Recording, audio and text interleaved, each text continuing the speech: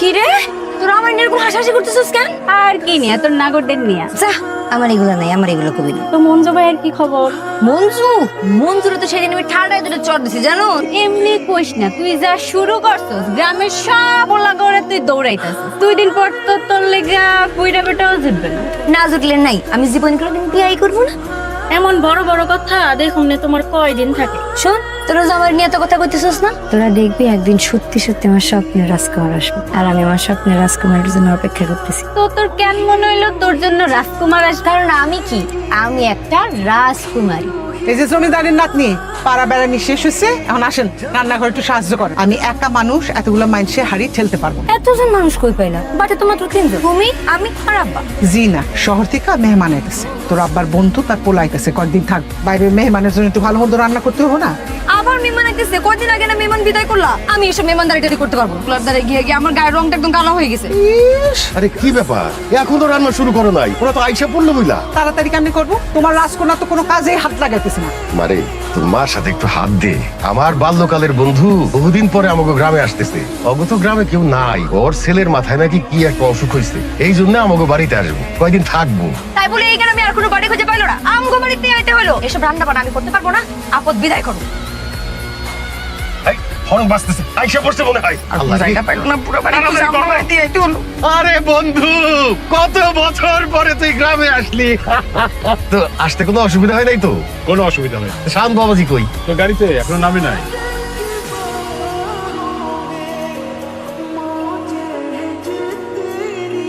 আরে বাবাজি আসো আসো আসো, আরে কত বড় হয়ে গেছে। আরে এরকম রোদ্রে দাঁড় করায় রাখবো নাকি? বাবা চলো ভিতরে গিয়ে হাত মুখ ধুয়ে দিবা, তারপরে খাওয়া দাওয়া করো। চলো চলো আসো। তাড়াহুড়ার কি আছে? এত গরমের মধ্যে আসছে, এতক্ষণ না খেয়ে থাকবো। শরবত নেন। No thanks. আব্বা আপনি নেন, আপনি তো আমার আব্বার সব থেকে কাছের বন্ধু, আমি তো চাইলে আপনি আব্বা ডাকতেই পারি না? অবশ্যই। আম্মা আরে আরে কি করো? আব্বা খাবার কেমন হয়েছে? ভালো হয়েছে তো, মজা হয়েছে। আব্বা, আব্বা খাবার কেমন হয়েছে? অসাধারণ, মনটা একদম জুড়িয়ে গেল। সব আমি নিজের হাতে রান্না করছি। আমি তো রান্না করতে পারি, বিশ্বাস করেন। শুধু রান্না না, আমি কাপড় কাচতে পারি, আমি ঘর দ্বার পরিষ্কার করতে, আর আমার উচ্চতা হচ্ছে 5 ফিট 4.5 ইঞ্চ। আর আর আর আমার পা গুলো না একটু বাঁকা না। কথা একটু বেশি বলবো। মাশাআল্লাহ, মেয়ে তো খুবই গুণবতী। মাশাআল্লাহ। দোস্ত তুই অনেক সৌভাগ্যবান, এরকম একটা লক্ষ্মী মেয়ে তোরা। আমার আফসোস আমার কোনো মেয়ে না। বন্ধু আমি নিজের জানতাম না রে যে আমার মেয়ে এত গুণবতী। তোরা আসার পরেই আমি টের পাইলাম যে আমার মেয়ে এত গুণবতী। আল্লাহর কাছে হাজার হাজার শুকরিয়া যে আমার ঘরে এরকম একটা গুণবতী মেয়ে দিছে। আম্মা, মাছের মাথাটা আমার প্লেট উঠে দাও না, আমার প্লেট একদম খালি হয়ে আছে। দাও, উল্টে দাও। মাছের মাথাটাও আমি রান্না করছি। অবশ্য আম্মা আমার একটু সাহায্য করছে।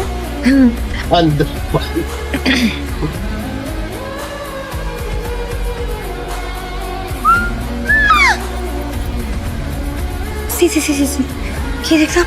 সি আল্লাহ। সরি, একটা কমন সেন্স আছে না? নক করে ঢুকবেন তো একটা মানুষ।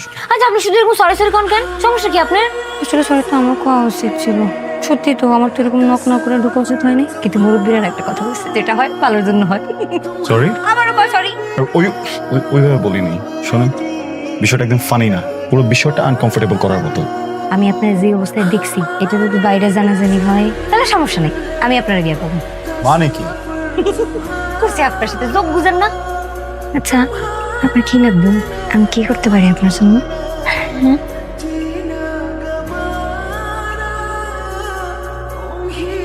স্পেস দিতে পারবেন? কি? একা থাকতে চাই, স্পেস দরকার, দিতে পারবেন? একা থাকতে মাথার মধ্যে গোবর ছাড়া আর কিচ্ছু নাই। তাই ওই যে সগির চাচা নাকি তোমার কাছে টাকা পায়, দেখলেন তোমার খুঁজতেছে। যাও যাও তাড়াতাড়ি যাও। এসব মানে কি বলেন? দেখেন আমি এত ঘুরায় পাশে কথা বলতে পারি না, আমি যেটা কই সোজা সোজা কই। বুঝিনি, বুঝেন নাই? বলেন। আচ্ছা, আমি আপনার জীবনের এমন একটা কবিতা হইতে চাই যেটা আপনি সারা জীবন পড়বেন আর মনে রাখবেন। কি ব্যাপার, এখনো বুঝেন নাই? আমি আপনার ভালোবাসি, আই লাভ ইউ। কি হলো, এত কত বুঝা গেছে?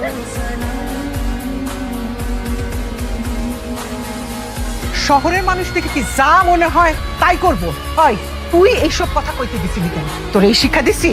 শোন, শহরের মানুষরা গ্রামের মানুষের মানুষ ভাবে না, তারা ভাবে তারাই মানুষ, আর আমগো পয়দা হয়েছে তাগো কামলা খাটার লেগা। যখন শুনলাম ওনারা মাথায় সমস্যা, মা হইলো আদর যত্ন করি, গায়ে হাত তোলে, তো বড় সাহস, এ তো আসলে মাথা নষ্ট, পাগল ছাগল একটা। একটু আসতে বলো না, শুনতে পাইবো তো। শুনলে শুনো, মাটার গাল লাল করে দিছে। একটা সুস্থ মানুষ এভাবে মারে, মনে হচ্ছে হাতগুলা ভাঙ্গা না গলা ধাক্কা দিয়ে বাই করে দিই। মেহমান বলে কিছু কইতে পারতেছি না। হয়েছে তো, থামো না এখন একটু শর্মিন, থামো থামো, অনেক হয়েছে তো। পোলাপান মানুষ এরকম তো করতেই পারে। বন্ধু তুই কিছু মনে করিস না, আমাদের তো একটাই মাইয়া, অনেক আদর যত্ন করে বড় করতেছি। জীবনে কোনোদিন গায়ে হাত দেওয়া তো দূরের কথা, পরে কোনোদিন আমরা বকাবকিও করি নাই। এই জন্যে ওর মার একটু রাগ উঠে গেছে, রাগের চোটে উল্টা পাল্টা কিছু বকছে। ভাবি, আমি আমার ছেলের হয়ে আপনার কাছে লজ্জিত। আপনারা যেমনটা ভাবছেন ও কিন্তু এরকম ছিল না। ভার্সিটি লাইফে ও পড়াশোনায় যেমন ভালো ছিল, দুষ্টমিতেও ভালো ছিল। ও সবাইকে মাতিয়ে রাখতো। তারপরে ওর জীবনে আসলো খেয়া। আমার ছেলেটা তো আমার কাছে বন্ধুর মতো। শাওন আমার কাছে সবকিছু বলতো। তারপর একদিন গ্র্যাজুয়েশনের পরে শাওন যখন বিদেশে চলে যাওয়ার জন্য অ্যাপ্লাই করলো, তখনই ঘটলো বিপত্তি। বিপত্তি মানে কি? কি হয়েছিল? শাওন, আমি গ্র্যাজুয়েশন শেষ করছি, মাস্টার শেষ করতেছি, একটা ভালো ফার্মে জব করতেছি। দেশের বাইরে যেয়ে কেন পড়াশোনা করতে হবে? দেশেও তো করা যায়, তাই না? অবশ্যই দেশে পড়াশোনা করা যায়, তবে ভালো পড়াশোনা হয়। তাহলে তুমি আমাকে রেখে কেন চলে যাচ্ছ? কি দেখো, বুঝতেছি বিষয়টা কঠিন, তোমার জন্য কঠিন, আমার জন্য কঠিন, কিন্তু দেশের এগ্রিকালচার সিস্টেম সম্পর্কে শিখে চলছে, এটা আইডিয়াটা আমার আছে।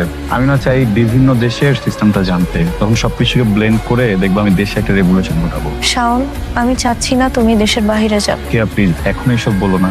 কতটাই স্ট্রাগল করছি এটা তুমি ভালো করে জানো, রাইট? কত কষ্টে স্পন্সরশিপ পাইছি এটা তো বোঝো তুমি। এখন আসলে এখান থেকে পিছিয়ে সরার সুযোগ নেই। আমার কিছু হয়ে গেলেও কি তোমার হয়ে থাকবে না? এমন খেয়া মানে দিস ইজ টু মাচ। আমার না এসব ভালো লাগতেছে না, বুঝছো?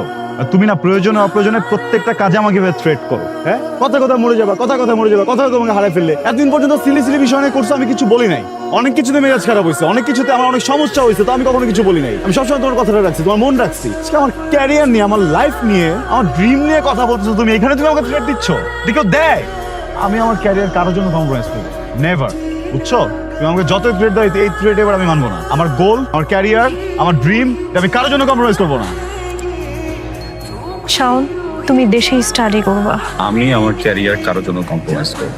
তুমি অনেক বেশি রিগ্রেট করবা, অনেক বেশি।